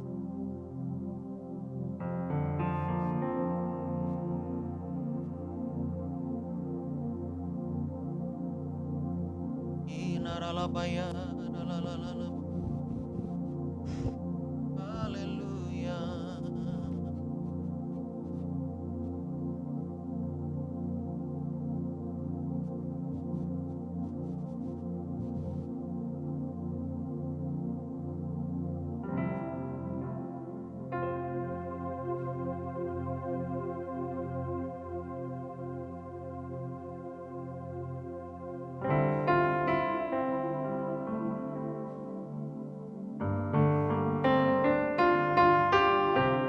Mari kita renungkan firman Tuhan Bapak Ibu Saudara. Sudahkah setiap kita untuk terus belajar menjadi orang yang rendah hati? Jangan sampai di hadapan manusia sepertinya kita keep silent, tapi dalam hatimu engkau tidak memiliki damai. Kita harus menang. Kita harus seperti Yesus. Belajar dari Yesus, karena Dia adalah pribadi yang lemah lembut dan rendah hati. Kami mau Tuhan senada dengan hati-Mu. Kami mau menghidupi firman yang kami dengar hari ini. Biar setiap kami terus memiliki hati yang mau dibentuk oleh Tuhan. Bapa, kami datang padamu, Yesus.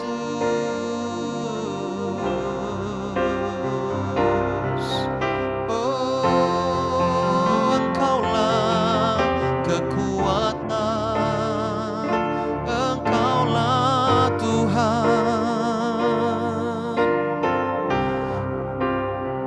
Dia mengerti setiap air matamu. Dia memahami setiap apa yang terjadi denganmu. Jangan berhenti berharap kepada Dia, sebab Dia tidak pernah gagal.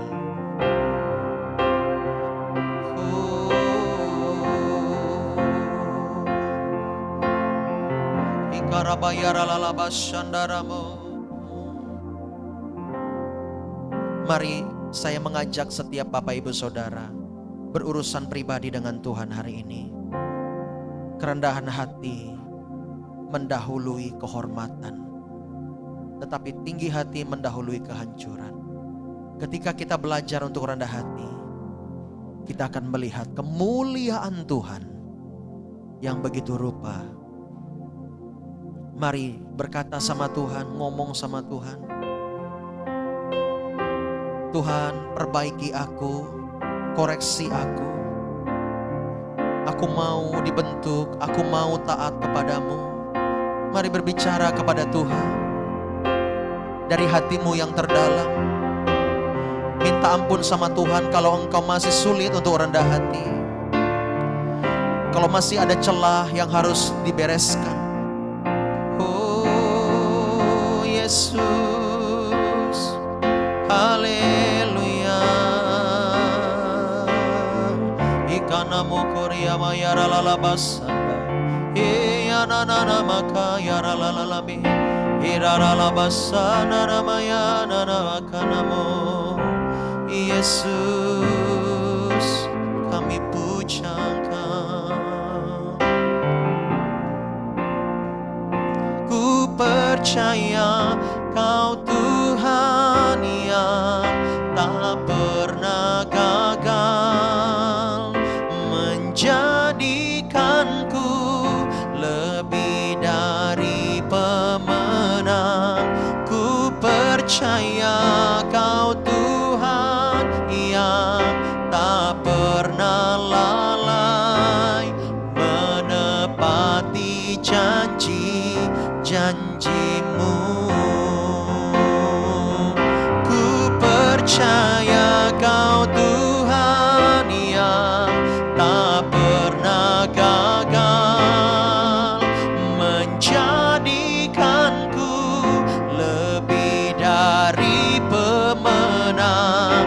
Ku percaya Kau Tuhan yang tak pernah lalai, menepati janji-janjimu. Kau tepati janji-janjimu. Kau tepati janji-janjimu. Kita berikan tepuk tangan buat Allah kita. Bapak, terima kasih, kami mengucap syukur di dalam nama Yesus. Setiap kita yang diberkati oleh firman Tuhan sama-sama katakan amin. Silakan duduk kembali Bapak Ibu Saudara. Saya kembalikan kepada worship leader.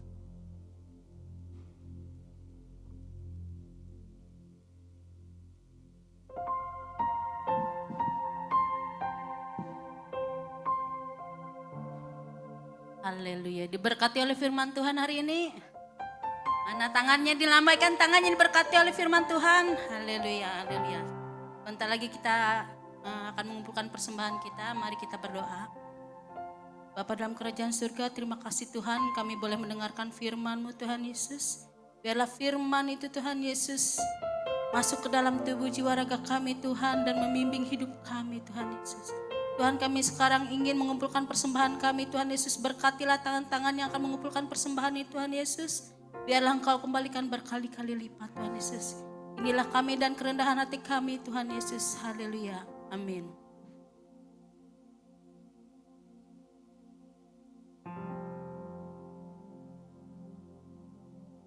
Kita akan mendengarkan pengumuman kita, kegiatan untuk 1 minggu ke depan. Mari jemaat-jemaat diundang untuk mengikuti. Kita ada doa api morning.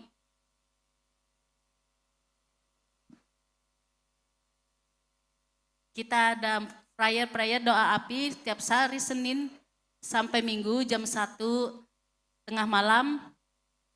Kita juga ada morning prayer setiap Senin sampai Minggu jam 4.30 pagi. Doa base camp setiap hari Selasa pukul 18.30. Nanti tanggal 9 Januari 2024 kita ada doa base camp di Jalan Giobos Induk kilometer 45 di sini di Pastori. Mari jemaat kita mengambil tanggung jawab dalam doa-doa kita bagi bangsa, umat Kristiani seluruh dunia, gereja dan jemaat kita serta membawa pergumulan pribadi kita kepada Tuhan. Latihan musik setiap hari Kamis pukul 15 sore di Giobos Induk kilometer 45 di Pastori di sini khusus untuk anak-anak muda, jenis latihan gitar, drum dan bass, juga keyboard. Untuk AMD setiap hari Kamis pukul 19 malam, jam 7 malam di sini di Pastori di Jalan Giobos Induk kilometer 45 juga disediakan Zoom bagi yang online. AMD adalah salah satu tempat pemuritan anak muda yang dididik dan diajar menjadi hamba Tuhan. Kita ada juga komsel setiap hari Jumat pukul 18.30 di Jalan Pangeran Samudra 4 nomor 4 di base camp kita. Untuk komsel minggu ini belum ada. Mari jemaat Tuhan kami undang untuk tergabung dalam komsel agar kita bertumbuh bersama di komsel tersebut dan belajar melayani Tuhan. Kita juga Sunday service Minggu 14 Januari pukul 9 pagi di Giobos Induk kilometer 45 seberang gudang Megatop dilayani oleh Pastor Eni Putriani. Mari kita mengakhiri kebaktian kita bangkit berdiri.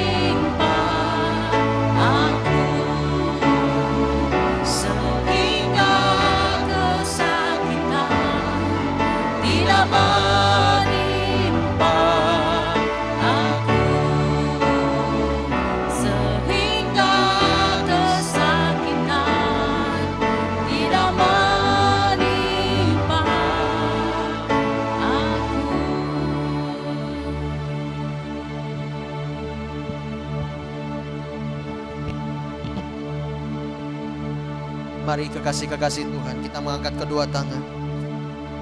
Kita mau terima berkat. Umat-umat Allah yang telah Tuhan panggil dan Tuhan pilih. Kekasih-kekasih Tuhan, ingatlah engkau telah dibeli dengan harga yang lunas dibayar.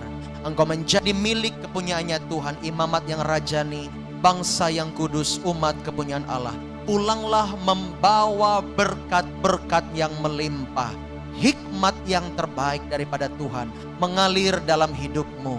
Berkat, kesehatan, kekuatan, semua kecukupan tercukupi dan mengalir buatmu di dalam nama Yesus.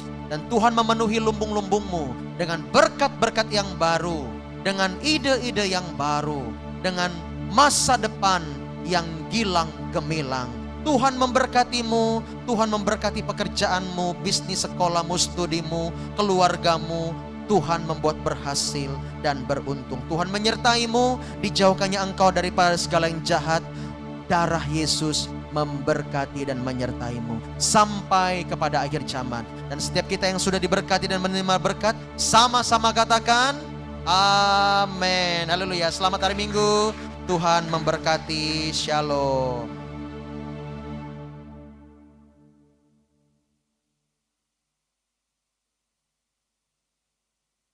Selamat hari Minggu. Tuhan berkati semuanya. Yang di online,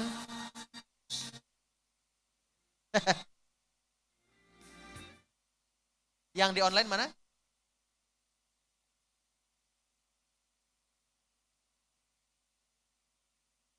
Iya, Tuhan berkati Mbak Eva, Bu Suri, Pak Hendri. Apa kabar Pak Hendri? Ya, Bu Ramani, Tuhan berkati semuanya. Haleluya, selamat hari Minggu. God bless you. Tuhan berkati lagi Mbak Eva, Bu Suri, Pak Hendri, Bu Ramani, semuanya God bless you ya. Tuhan memberkati Bapak Ibu Saudara.